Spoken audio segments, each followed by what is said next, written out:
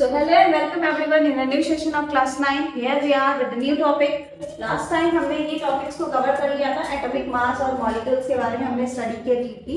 ठीक है, आज का जो हमारा लेक्चर होने वाला है उसमें हम अपना डिस्कस करेंगे new topic that is atomicity. ठीक है, तो यहाँ से हमारा लेक्चर बिगिन होने वाला है. एटॉमिसिटी क्या होती है? सिंपली अगर हम एटॉमिसिटी के बारे में बताएं तो एटॉमिसिटी क्या होती है? The number of atom constituting a molecule is referred to as atomicity. मतलब क्या कि कोई भी मॉलिक्यूल है, ठीक है, उस मॉलिक्यूल में कितने नंबर ऑफ एटम प्रेजेंट है उसी को कहा जाता है उसकी एटॉमिसिटी. फॉर एग्जांपल अगर हमारे पास वाटर का एग्जांपल है, ठीक है, वाटर का हम अगर केमिकल फॉर्मूला नोट करते तो कैसे होता है? H2O, है ना. यहाँ पे H2O मतलब क्या है? वाटर. ठीक है, H2O का मतलब है वाटर. और इस वाटर को एक मॉलिक्यूल बनाने में कितने एटम का यूज हुआ है? एक H प्लस एक और H प्लस 1 ऑक्सीजन. ठीक है, 2H एंड 1 ऑक्सीजन. यहाँ पे 2 बार H और एक ऑक्सीजन को मिला करके हमारा H2O का फॉर्मेशन हुआ है. ओवरऑल कितने एटम? 1, 2 एंड 3. तो इसकी एटॉमिसिटी क्या होगी? 3. ठीक है, जितने भी नंबर ऑफ एटम प्रेजेंट होते हैं किसी भी मॉलिक्यूल में वो होते हैं हमारे उसकी एटॉमिसिटी. यहाँ पे एटॉमिसिटी के बेसिस पे हम क्लासिफाई करते हैं मॉलिक्यूल्स को इन मेनी टाइप्स. जैसे हमारा फर्स्ट टाइप है क्या? मोनोएटॉमिक. मोनोएटॉमिक क्या होता है? जहाँ पे केवल एक ही एटम होता है. ठीक है, तो उसको बोलते हैं मोनोएटॉमिक. जैसे हीलियम. हीलियम अगर हम लिखते हैं तो सिंपली He लिखते हैं, He2 कभी नहीं लिखते, है ना. हीलियम अगर हमें नोट करना है तो हम He रिप्रेजेंट करते हैं, वो होता है हमारा मोनोएटॉमिक. केवल एक एटम से हम पूरे एलिमेंट को डिफाइन कर लेते हैं.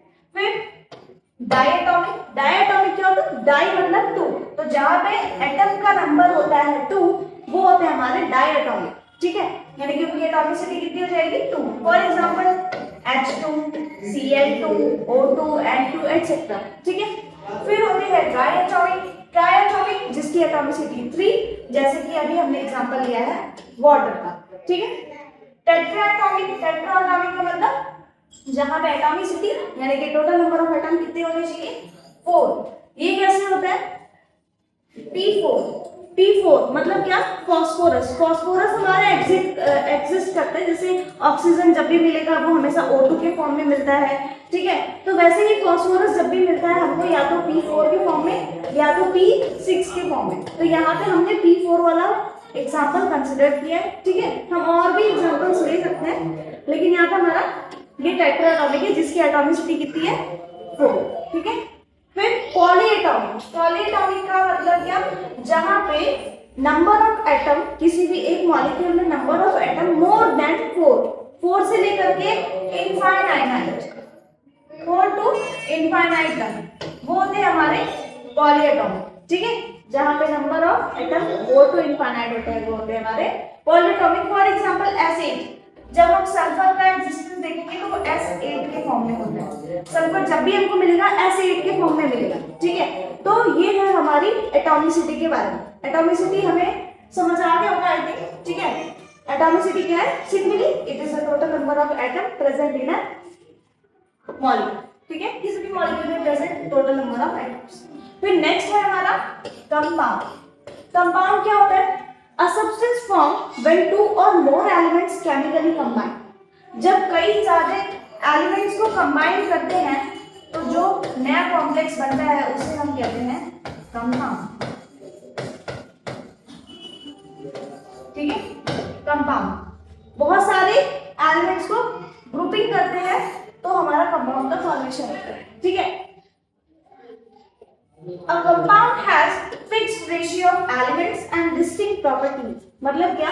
कोई भी कंपाउंड बनता है ना, ऐसा नहीं है कि हम अगर वाटर या सपोज अगर हमको सल्फ्यूरिक एसिड बनाना है जिसका फॉर्मूला होता है H2SO4. ठीक है, सपोज हमको सल्फ्यूरिक एसिड बनाना है तो हम ऐसा कभी नहीं कर सकते कि किसी भी अमाउंट में हाइड्रोजन ऐड कर दे, किसी भी अमाउंट में हम सल्फर ऐड कर दे, चाहे जितना ऑक्सीजन ऐड करके सल्फ्यूरिक एसिड बना ले. नहीं, ऐसा कभी नहीं होता. ठीक है, जब भी सल्फ्यूरिक एसिड बनेगी तो वो हमेशा 2 hydrogen plus 1 sulphur plus 4 oxygen को मिला करके ही बनेगी.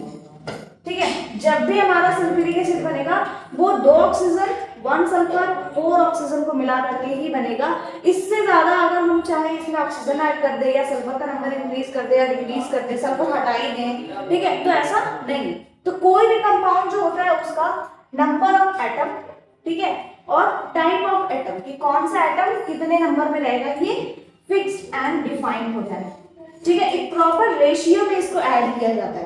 अगर हम यहाँ पे hydrogen ratio sulphur ratio oxygen देखेंगे तो इसका रेशियो क्या आएगा 2:1:4, है ना।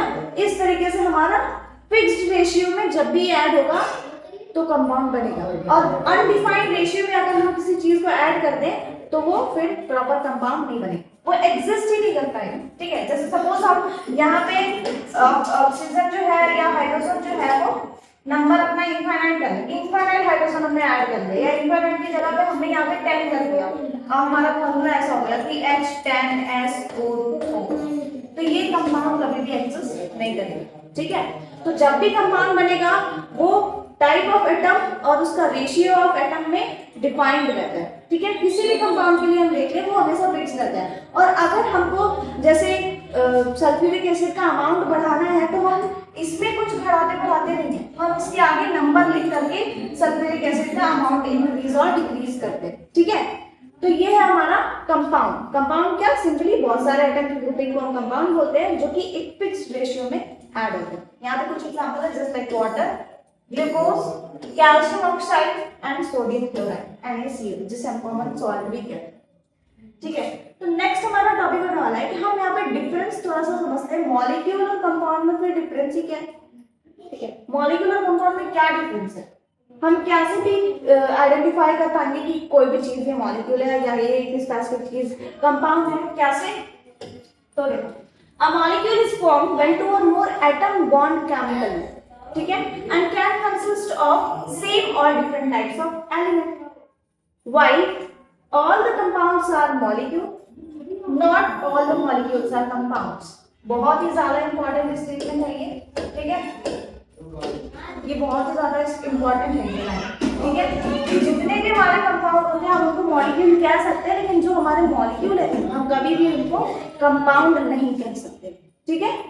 तो यहाँ पे क्या है कि मॉलिक्यूल बनता है जब ग्रुप ऑफ एटम होता है, ठीक है। जब एटम कंबाइन होंगे तो मॉलिक्यूल बनाएंगे, और जब एलिमेंट्स बहुत सारे कंबाइन होते हैं तो वो हमारे कंपाउंड बनाते हैं, ठीक है। ये इनमें डिफरेंस है। और जो हमारे मॉलिक्यूल्स होते हैं वो मॉलिक्यूल जो है हम उन्हें प्योरली कंपाउंड नहीं कह सकते कि सारे मॉलिक्यूल हमारे कंपाउंड है, ऐसा नहीं कह सकते, लेकिन सारे कंपाउंड हमारे मॉलिक्यूल्स हैं, ये हम डिफाइन कर सकते हैं। For example, a molecular hydrogen, ये molecular hydrogen H2 is a molecule. H2 को कभी भी हम कंपाउंड नहीं कहते, ठीक है। H2 जब भी बोलेंगे ये क्या होगा, हमारा मॉलिक्यूल ही होगा। तो क्या हम ये कह सकते हैं कि मॉलिक्यूल्स आर कंपाउंड, हाँ, लेकिन हम ये नहीं कह सकते कि ऑल मॉलिक्यूल्स आर कंपाउंड, ठीक है। सारे मॉलिक्यूल कंपाउंड नहीं होते हैं, ये इस बात का प्रूफ है। क्यों, हाइड्रोजन हमारा एक मॉलिक्यूल है, ठीक है, लेकिन ये कंपाउंड नहीं होता। तो not all molecules are compound, not a compound, ठीक है। It consist of 2 hydrogen atom. यहाँ पे एक मॉलिक्यूल है जिसमें 2 एटम है, जिसकी एटॉमिसिटी 2 है, लेकिन यहाँ पे कंपाउंड हम इसको नहीं डिक्लेयर कर सकते, ठीक है। कंपाउंड की स्टेटमेंट क्या होती है कि अ मॉलिक्यूल ऑफ 2 और more different atoms bond chemically, ठीक है। अलग अलग एलिमेंट के जब मॉलिक्यूल्स कंबाइन होते हैं तब हम कंपाउंड बनाते हैं।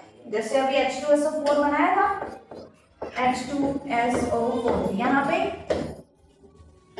यहाँ पे हाइड्रोजन है, सल्फर है, ऑक्सीजन, 3 अलग अलग एलिमेंट्स का यूज हुआ है, और यहाँ पे एक सिंगल एलिमेंट है।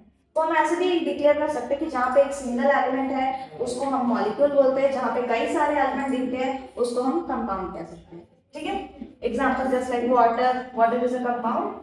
क्यों, क्योंकि यहाँ पे 2 अलग अलग एलिमेंट्स आ गए। सिंपली अगर हमको ट्रिकली फाइंड करना है तो हम ये स्टिक का यूज कर सकते हैं। अगर हमको ये समझ नहीं आएगा तो हम सिंपली बोल सकते हैं कि जहाँ पे एक टाइप का एलिमेंट नजर आ रहा है, चाहे वो पूरा पूरा हाइड्रोजन हो, चाहे वो पूरा पूरा आयरन हो, केवल एक टाइप का अगर हमको एलिमेंट नजर आ रहा है तो वो हमारा मॉलिक्यूल है। और जहाँ पे कई अलग अलग टाइप के एलिमेंट्स दिख जाए तो वो होता है हमारा कंपाउंड। फॉर एग्जाम्पल, अभी जैसे O2, N2, N2O। ठीक है, अभी देखो यहाँ पे ऑक्सीजन, यहाँ पे 2 ऑक्सीजन है, हमें नंबर से नहीं मतलब है। यहाँ पे कितने एलिमेंट है? केवल एक एलिमेंट है, वो भी कौन सा? ऑक्सीजन। यहाँ पे कितने एलिमेंट है? केवल एक एलिमेंट है, कौन सा? नाइट्रोजन। ठीक है, और यहाँ पे 2 अलग अलग एलिमेंट्स हमको नजर आ गए। एक से ज्यादा एलिमेंट जहां दिखे उसको डायरेक्टली कह दो कंपाउंड, और बाकी सारे हमारे मॉलिक्यूल्स। ठीक है, तो जहां पे एक से ज्यादा एलिमेंट आता है उसे हम मॉलिक्यूल कंसीडर करते हैं, और एक से ज्यादा अगर हमारा एलिमेंट आ जाता है तो उसे हम कंपाउंड डिक्लेयर करते हैं, और अगर केवल एक एलिमेंट है तो उसको मॉलिक्यूल कंसीडर करते हैं। ठीक है, वही है यहाँ पे एग्जांपल है, हाइड्रोजन एंड ऑक्सीजन यहाँ पे बाइंड होकर के वाटर मॉलिक्यूल बना रहे हैं, तो 2 अलग अलग एलिमेंट्स का यूज हो गया यहाँ पे, इसीलिए इसको कंपाउंड कह दिया। और यहाँ पे हाइड्रोजन अकेला था। ठीक है, अगर यहाँ पे O2 भी एग्जांपल में रहता तो भी ये मॉलिक्यूल है, ऑक्सीजन अकेले है, हाइड्रोजन अकेले ही है। ठीक है, तो ये हमारा क्या हो गया? सिंपली मॉलिक्यूल है, लेकिन दोनों आपस में कंबाइन हो जाए और एक कॉम्प्लेक्स बना ले तो वो हमारा कंपाउंड होता है। ठीक, तो जब एक एलिमेंट है मॉलिक्यूल, एक से ज्यादा एलिमेंट तो वो कंपाउंड। ठीक है, फिर उसके बाद आयन क्या होता है? ठीक है, आयंस के बारे में भी बातें होती है। तो आयंस क्या होते हैं? देखो आयंस क्या होते हैं? जब भी किसी पे चार्ज हो, charge particles are called ion. ठीक है, charge particles is formed when an atom और मॉलिक्यूल गेन और loss electrons.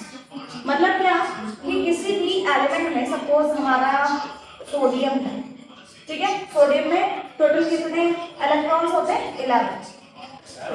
11 electrons and 11 protons. ठीक है, इक्वल नंबर में रह करके जितने प्लस उतने माइनस, यानी कि हमारा अभी ये न्यूट्रल है। ठीक है, अगर गलती से एक भी इलेक्ट्रॉन लॉस हो गया, रिमूव हो गया, या एक एक्स्ट्रा इलेक्ट्रॉन ऐड हो गया, तब हमारा ये जो एलिमेंट है वो चार्ज हो जाएगा। तब हमारा जो कोई भी मॉलिक्यूल होगा वो चार्ज हो जाएगा, और चार्ज होने के बाद वो कैसे दिखेगा? या तो प्लस में चार्ज होगा या तो माइनस में चार्ज होगा। ठीक है, जब कभी भी प्लस और माइनस में सिंबल लगा हुआ कोई भी एलिमेंट हमको दिखे तो समझ जाओ वो क्या है? एक आयन है। ठीक है, for example Cl minus, minus लग गया, ये आयन है। केवल Cl है तो ये एक एलिमेंट है।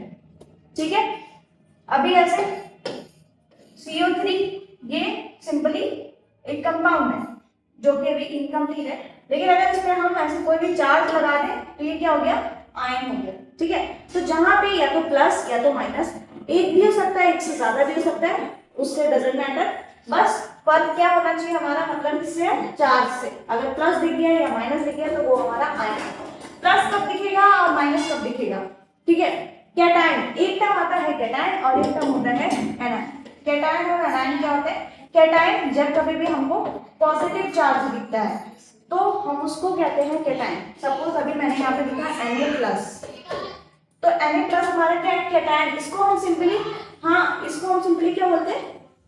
कैटायन बोलते हैं। ठीक है, अब पॉजिटिवली चार्ज आयन, ऐसा कोई भी आयन, देखो नेगेटिव पॉजिटिव चार्ज हो सकता है, एक साथ दोनों नहीं होगा। ठीक है, नेगेटिव पॉजिटिव चार्ज हो सकता है, या तो पॉजिटिव या तो नेगेटिव, तो वो होता है हमारा आयन। अगर पॉजिटिव है तो वो कैटायन, और अगर नेगेटिव है तो वो एनायन। ठीक है, ये नेगेटिवली चार्ज और ये पॉजिटिवली चार्ज। ठीक, एग्जांपल, ये सोडियम आयन, ये कैल्शियम आयन, इसको हम सिंपली बोलते हैं कैटायन।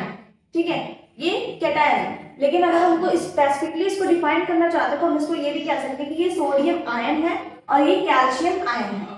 ठीक है, ऐसे भी बोल सकते हैं कि ये कैटायन है सिंपली, और ऐसे भी कह सकते हैं कि ये सोडियम आयन है या कैल्शियम आयन है या मैग्नीशियम आयन है, ऐसा। ठीक है, अगर हम केवल ऐसे बोलेंगे सोडियम आयन तो हमको ये नहीं पता चल रहा कि उसमें पॉजिटिव चार्ज है या नेगेटिव चार्ज है। ठीक है, ये पता चल रहा है कि हाँ आयन है, उस पर कोई ना कोई चार्ज है, लेकिन अगर हम कैटायन बोल देंगे तो हमको कंफर्म हो जाता है कि हाँ इस स्पीसीज पे पॉजिटिव चार्ज। ठीक है, वैसे ही नेगेटिवली चार्ज स्पीसीज को क्या बोलते हैं? एनायन कहते हैं। अभी मैं इसको बोलूँ कि ये फ्लोरीन आयन है या क्लोरीन आयन है, तो हमें ये नहीं कंसिडर हो पाएगा कि इसमें कौन सा चार्ज है, पॉजिटिव या नेगेटिव। लेकिन अगर मैं यहाँ पे बोल रही हूँ एनायन, फ्लोरीन इज एनायन, मतलब क्या? कि फ्लोरीन पे चार्ज है, वो भी कैसा? नेगेटिव। नेगेटिव हमको कहाँ से पता चला? एनायन से पता चला। ठीक है, और पॉजिटिव है कैसे पता चलेगा? कैटायन से। तो जब कभी भी पॉजिटिव या नेगेटिव चार्ज किसी भी एलिमेंट या मॉलिक्यूल या एटम पे तो वो आयन हो जाता है, ठीक है। और अगर पॉजिटिव चार्ज तो केटायन, नेगेटिव चार्ज तो एनायन, ठीक है। फिर एनायंस और केटायंस को मिला करके हम केमिकल फॉर्मूला डिराइव करते हैं, ठीक है। एनायन और केटायन को मिला करके हम केमिकल फॉर्मूला डिराइव करते हैं, वो है ये।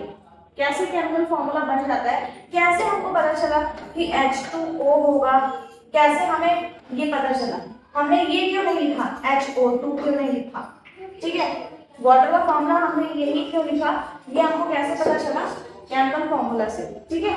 अभी पता कर लेते हैं कैसे होता है। तो केमिकल फॉर्मूला यूजुअली होता क्या है, chemical formula depicts the composition of a compound by using element symbol along with their corresponding valencies।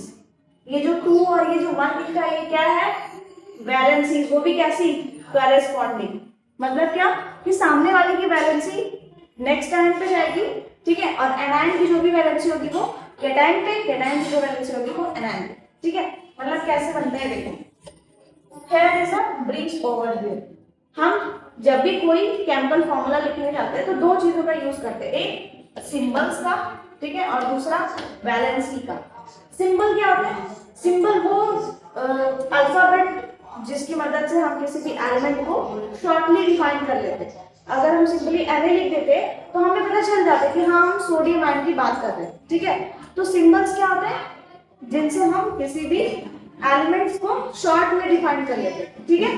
तो वो होने वाले सिंबल्स, और यहाँ पे सिंबल्स का यूज करते हैं, साथ में उनकी वैलेंसीज का भी यूज करते हैं। वैलेंसी क्या होती है, the combining capacity of an element showing how atom mix with other.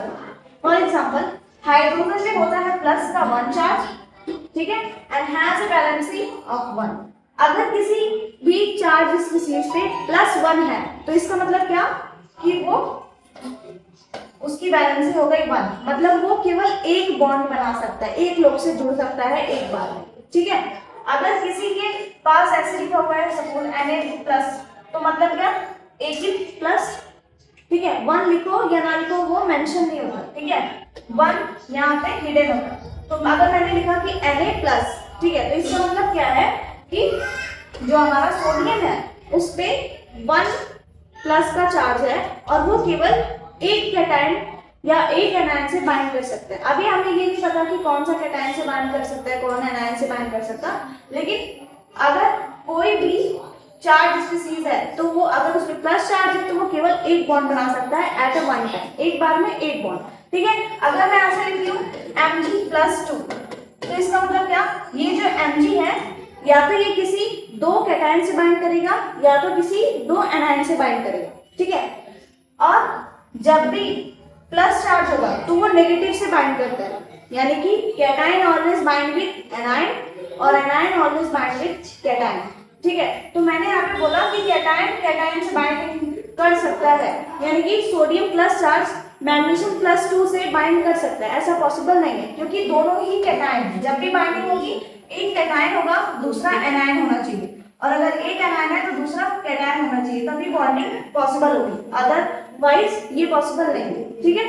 तो जब भी हम बोलते हैं कि Mg+2 यानी कि ये किसी एनायन के साथ बॉन्डिंग बनाएगा, वो भी कितने, 2 बॉन्ड बनाएगा, एक बार में 2 एनायन से साथ ये बॉन्ड बना सकता है। कैसे पता चला, क्योंकि इसकी वैलेंसी है, इसकी वैलेंसी है +2, ठीक है।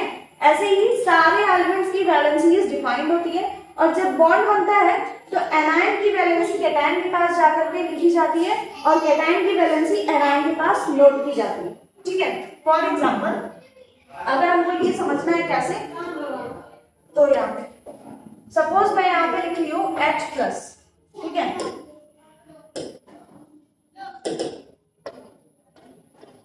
अगर मैं वाटर मॉलिक्यूल का एक कंपाउंड बनाना चाहती हूँ, ठीक है, तो सबसे पहली बात हम इसमें सिंबल्स का यूज करेंगे।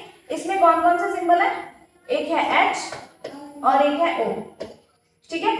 हम जब भी बॉन्ड बनाते हैं तो हमारा जो एनायन होता है वो बाद में लिखते हैं, कैटायन जो होता है वो पहले लिखा जाता है। जैसे यहाँ पे देखो क्या है, हाइड्रोजन, हाइड्रोजन के अगर मैं वैलेंसी देखूँ तो ये है H+, ठीक है, और एक ऑक्सीजन की वैलेंसी चेक करें तो O-, ठीक।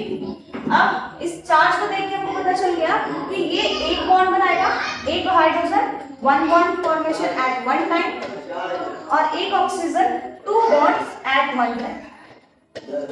ठीक है, ये दो बॉन्ड बना सकते हैं और ये वन बॉन्ड। ठीक है, उसके बाद हमें क्या पता चलेगा कि कौन सा पहले लिखना है, कौन सा बाद में। हम ऐसे कंफ्यूज रखते हैं, तो हमें ये पता है कि हम पहले कैटाइन लिखेंगे, बाद में एनायन लिखेंगे। ठीक है, तो कैटाइन कौन सा है, ये क्योंकि इसके पॉजिटिव चार्ज, मतलब ये क्या हो गया हमारा कैटाइन।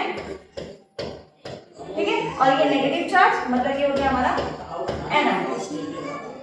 ठीक है, पहले हमें लिखना है कैटाइन, तो हम पहले H+ को लिखेंगे।